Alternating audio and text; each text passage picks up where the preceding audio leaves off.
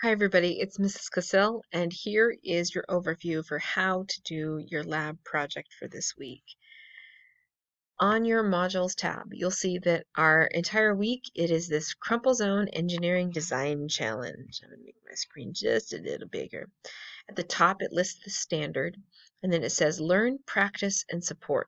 Also this video, you'll see this video appear up here in a second. These are your supporting and practice assignments that come before the lab.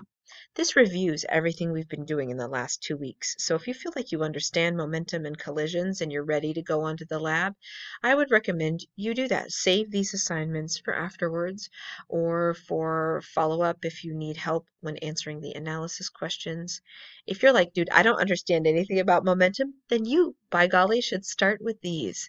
Start with this reading, this little sort of questioning assignment. This is a reading with definitions and explanations. There's a little matching example where you get to practice and make sure you've got your terminology correct. And then there's a simulation of a crumple zone. All of these will help you make sure you understand the physics that's involved in your real lab, which is the next thing in your Canvas module. It says your actual lab. Elaborate Crumple Zone Engineering Design Challenge. When you open this, you'll see the instructions that are there from when we met in class on Monday and Tuesday, and we did a teamwork part first. Now that worked well for some of you and not well for the rest of you. So this is something that will not be part of the graded requirement of this course. I'm actually going to remove this after I record this video so that the only instructions that remain are the independent instructions. Okay, so for those of you who've worked on this, the PowerPoint that's here, great. You've got that in your Google Drive. You can open that up and look at that. Otherwise, everything you need to know is in your lab document, which you click on the little button below and it will load it in a new window. Here's what your lab looks like. Crumple Zone Engineering Design Challenge. So, if you work as a team, you can include team members' names in here. If you work with none team, then none names need to go in here. Few things to keep in mind. Here's how you'll be graded on this lab. So what you're documenting, what you're sharing will go in here. This is part of what will determine your grade.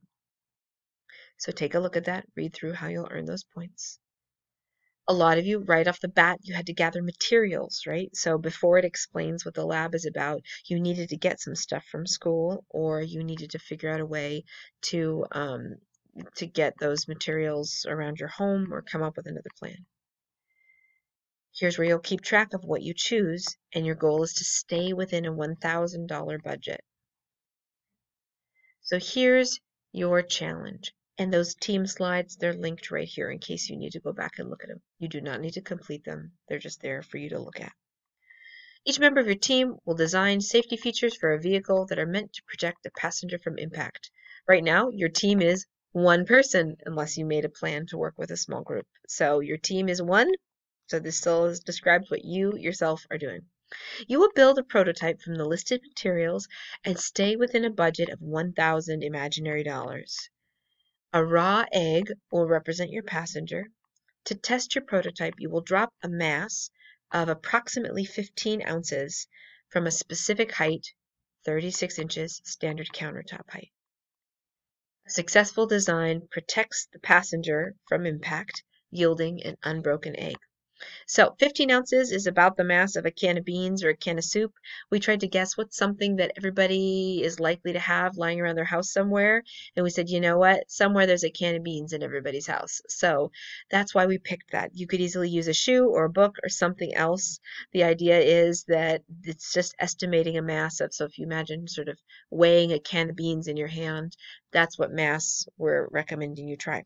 I'm not home with you. I trust your scientific and professional integrity and discretion. If you want to choose to use something else, you go for it.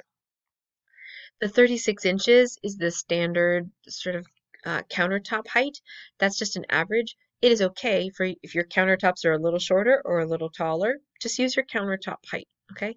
Or if you really want to, measure up a height of 36 inches and then drop your can from there.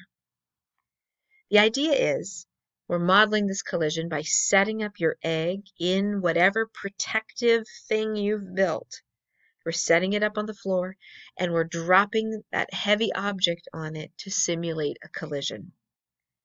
So that's the whole idea of what goes on in the lab. That's the big idea. Your materials list is here, your budget. You'll keep track of your total dollars here. The only other things that you need to do as you go through this lab, and again, here's the detailed procedure. If you're just watching this video and you're going, wait, I'm not entirely sure what to do each step of the way, you need to read this out loud. Read this to yourself. Okay? Ask somebody else in your house to be your lab partner and go, hey, will you read this with me? We're going to do this right now. Because here's your more detailed instructions. You can read these.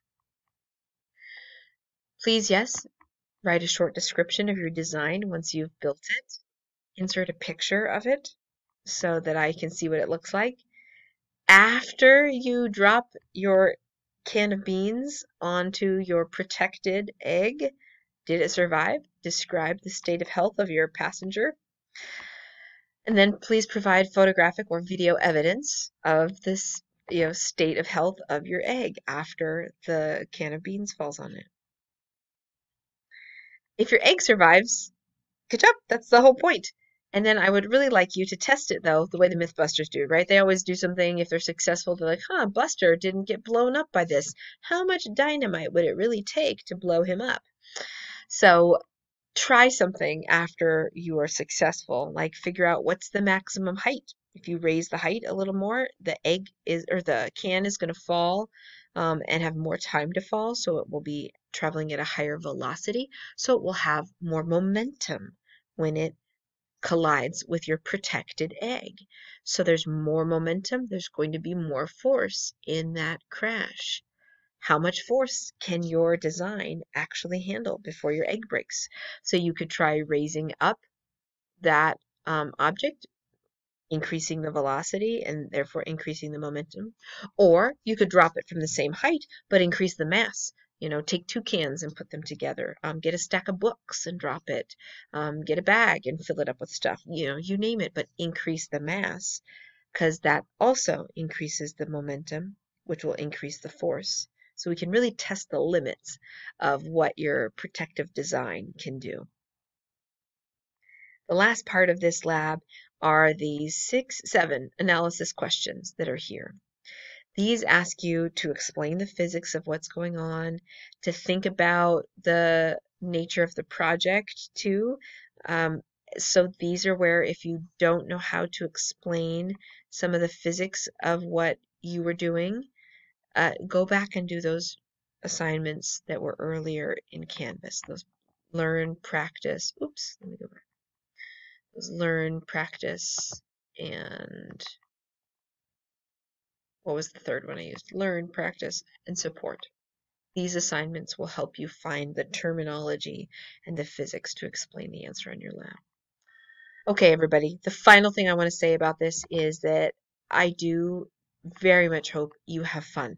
Okay, part of this should be getting creative, trying to make something and seeing if you make a big old mess or if it turns out that you are the most amazing egg engineer in the world, right? So please have fun and let me know if you've got any further questions. Read this procedure, and do your supporting assignments, and then this old beefy lab, the individual lab, this is the part that will be the heart and the majority of your grade. Okay, you guys can do it. I believe in you.